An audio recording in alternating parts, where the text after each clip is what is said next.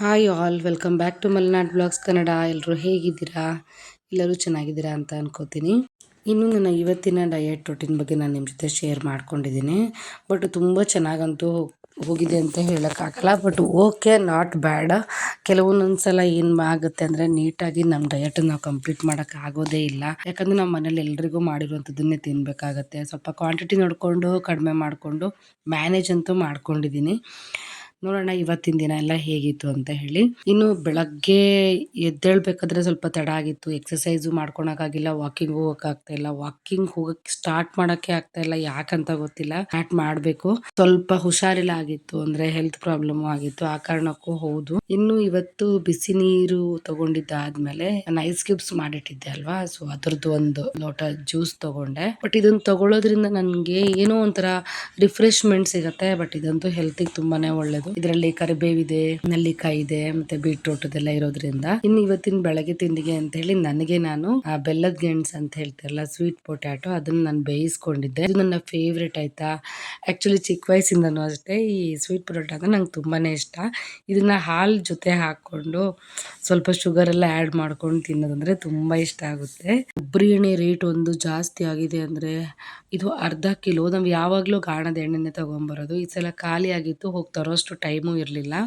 ಅರ್ಧ ಕಿಲೋಗೆ 230 ರುಪೀಸ್ ಇದೆ ನೋಡಿ. ಇದು ನಿಜವಾಗ್ಲೂ ಶಾಕ್ ಅನಿಸ್ತು, ಇಷ್ಟೊಂದು ರೇಟ್ ಆಗಿ ಹೋಗಿದೆಯಲ್ಲ ಅಂತ ಹೇಳಿ. ಇನ್ನು ನಾನು ಲಾಸ್ಟ್ ವಿಡಿಯೋದಲ್ಲಿ ನನ್ನ ಕ್ರೇವಿಂಗ್ಸ್ ನ ಕಡಿಮೆ ಮಾಡ್ಕೊಳ್ಳೋದು ಹೇಗೆ ಅಂತ ಹೇಳಿದ್ದೆ. ನಾನು ನೆಕ್ಸ್ಟ್ ವಿಡಿಯೋದಲ್ಲಿ ಹೇಳ್ತೀನಿ ಇನ್ನೊಂದು ರೆಮಿಡಿನ ಅಂತ.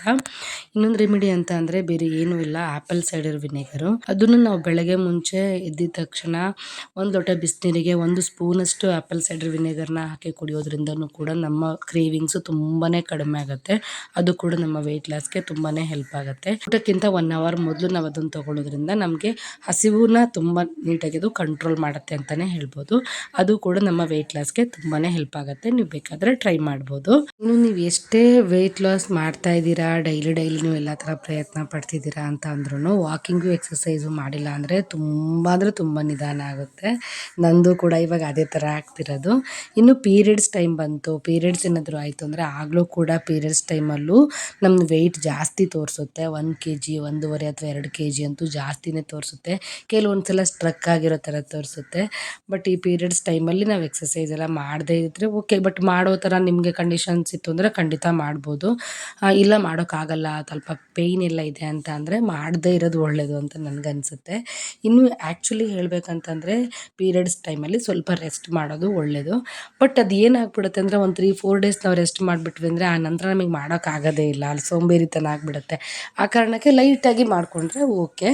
ಲಾಸ್ಟ್ ಒಂದು ವಿಡಿಯೋದಲ್ಲಿ ಒಬ್ಬರು ನನಗೆ ಕಮೆಂಟ್ ಹಾಕಿದ್ರು, ಆನ್ಲೈನಲ್ಲಿ ಸಿಗುತ್ತಲ್ಲ ನೆಲ್ಲಿಕಾಯಿ ಪೌಡರು, ಅದ್ರ ಜ್ಯೂಸ್ನ ನಾವು ತಗೊಳ್ಬೋದಾ, ಕುಡಿಬೋದಾ ಅಂತ ಹೇಳಿ ಕೇಳಿದರು.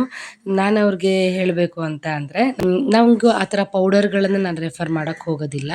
ಈಗ ಎಲ್ಲ ಕಡೆನೂ ಮಾರ್ಕೆಟಲ್ಲಿ ನಮಗೆ ನೆಲ್ಲಿಕಾಯಿ ಅಂತೂ ಸಿಕ್ಕೇ ಸಿಗುತ್ತೆ. ಸಾಮಾನ್ಯವಾಗಿ ಒಂದು 90% ಎಲ್ಲರ ಮನೇಲೂ ಫ್ರಿಜ್ ಇರುತ್ತೆ ಅಂತ ನಾನು ಅಂದ್ಕೊಂಡಿದ್ದೀನಿ. ಈ ನೆಲ್ಲಿಕಾಯಿನೆಲ್ಲ ಚಿಕ್ಕದಾಗಿ ಕಟ್ ಮಾಡಿಕೊಂಡು ಒಂದು ಸ್ವಲ್ಪ ಸಾಲ್ಟ್ ಹಾಕಿ ಇಟ್ಕೊಂಡ್ರೂ ಕೂಡ ಅದು ತುಂಬ ದಿನ ಇರುತ್ತೆ. ಇಲ್ಲ ನಮಗೆ ಅದು ಕಷ್ಟ ಆಗುತ್ತೆ ಅನ್ನೋದಾದರೆ ನೀವು ಅದನ್ನು ಯಾವುದಾದ್ರೂ ಒಂದು ಈ ಬೀಟ್ರೂಟು ಅಥವಾ ಆ್ಯಪಲ್ಲು ಅಥವಾ ಕ್ಯಾರೆಟ್ ಅದ್ರ ಜೊತೆಗೆ ನೆಲ್ಲಿಕಾಯಿನೂ ಸೇರಿಸ್ಬಿಟ್ಟು ನೀವು ಜ್ಯೂಸ್ ಮಾಡ್ಕೊಂಡು ಕುಡಿದ್ರೆ ಆ್ಯಕ್ಚುಲಿ ಫ್ರೆಶ್ ಜ್ಯೂಸ್ ಕೊಡುವಂಥ ಒಂದು ರಿಫ್ರೆಶ್ಮೆಂಟ್ ಏನಿದೆ, ಎಫೆಕ್ಟ್ ಏನಿದೆ, ಅದನ್ನಂತೂ ಪೌಡರ್ ಕೊಡೋದಕ್ಕೆ ಸಾಧ್ಯ ಇಲ್ಲ ಅಂತ ನಾನು ಅಂದ್ಕೊಳ್ತೀನಿ. ಈ ನೆಲ್ಲಿಕಾಯಿಯಲ್ಲಿ ವಿಟಮಿನ್ ಸಿ ಇರೋದ್ರಿಂದ ನಮ್ಮ ದೇಹಕ್ಕೆ ತುಂಬಾ ಒಳ್ಳೆಯದು. ನಮ್ಮ ಸ್ಕಿನ್ಗಾಗಿರ್ಬೋದು, ನಮ್ಮ ಕಣ್ಣಿಗಾಗಿರ್ಬೋದು, ಹಾಗೆ ನಮ್ಮ ಹೇರ್ಗಂತೂ ತುಂಬ ಒಳ್ಳೆಯ ಎಫೆಕ್ಟ್ ಅಂತೂ ಕೊಡುತ್ತೆ. ಅದು ನಾವು ಮೊದಲೆಲ್ಲ ತಿಂತಾ ಇದ್ವಿ ಯಾವಾಗಲೂ, ಇವಾಗ ಜ್ಯೂಸ್ ಎಲ್ಲ ಮಾಡಿ ಕುಡಿತಾ ಇದ್ದೀವಿ. ಬಟ್ ಅದನ್ನು ತಿಂದು ನೀರು ಕುಡಿದ್ರೂ ಅಷ್ಟೇ ಸಖತ್ ಟೇಸ್ಟಿಯಾಗಿರುತ್ತೆ. ಇನ್ನು ಇವತ್ತು ರಾತ್ರಿಗೆ ಅಂತ ಹೇಳ್ಬಿಟ್ಟು ನಾನು ಸಲಾಡ್ ರೆಡಿ ಮಾಡ್ಕೋತಾ ಇದ್ದೀನಿ. ಸಬ್ಜಾ ಸೀಡ್ಸ್ನ ಸ್ವಲ್ಪ ನೆನೆಸಿಟ್ಟಿದ್ದೆ, ಅದು ಮತ್ತು ಎಲ್ಲ ಥರ ಫ್ರೂಟ್ಸ್ನೆಲ್ಲ ಹಾಕ್ಕೊಂಡು, ಡ್ರೈ ಫ್ರೂಟ್ಸ್ ಹಾಕ್ಕೊಂಡು ಅದಕ್ಕೆ ಹಾಲು ಹಾಕ್ಕೊಂಡು ಸ್ವಲ್ಪ ಬೆಲ್ಲ ಹಾಕ್ಕೊಂಡ್ರೆ ನನಗಿಷ್ಟ ಆಗುತ್ತೆ. ಹೊಟ್ಟೆ ಫುಲ್ ಆಗುತ್ತೆ ಮತ್ತು ಹೆಲ್ತಿಗೂ ಕೂಡ ತುಂಬಾ ಒಳ್ಳೆಯದು. ಅದು ಅಷ್ಟೊಂದು ಕ್ಯಾಲರೀಸು ಇರೋದಿಲ್ಲ. ಈ ಥರದ್ದು ನಾವು ಮಾಡ್ಕೊಳ್ಳೋದ್ರಿಂದ ವೆಯ್ಟ್ ಲಾಸ್ಗೆ ಹೆಲ್ಪ್ ಆಗುತ್ತೆ. ಐ ಹೋಪ್ ಈ ವಿಡಿಯೋ ಇಷ್ಟ ಆಗಿದೆ ಅಂತ ಅನ್ಕೋತೀನಿ. ಈ ವಿಡಿಯೋ ಇಷ್ಟ ಆಗಿದ್ರೆ ಪ್ಲೀಸ್ ಒಂದು ಲೈಕ್ ಮಾಡಿ. ಹಾಗೆ ಯಾರಾದರೂ ಸಬ್ಸ್ಕ್ರೈಬ್ ಮಾಡ್ಕೊಂಡಿಲ್ಲ ಅಂದರೆ ಪ್ಲೀಸ್ ಮಾಡ್ಕೊಳ್ಳಿ. Thanks for watching. By, take care.